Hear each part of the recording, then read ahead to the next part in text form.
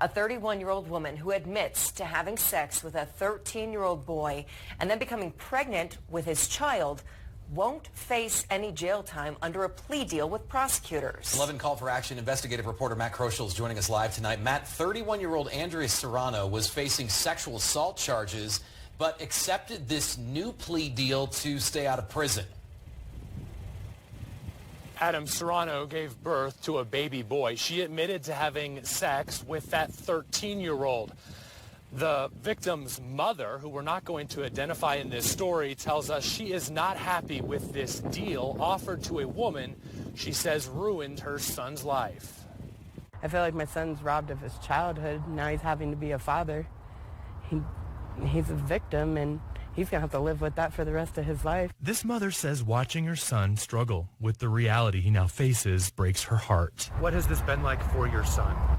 It's caused him a lot of depression. He's shut down a lot. Now she questions why this woman won't face prison time. I feel like if she was a man and he was a little girl, it would definitely be different. They would be seeking incarceration. And I feel like because she's a woman, they're not. They're having compassion for her because she was pregnant. But I don't think they take into play, again, she was pregnant by a child.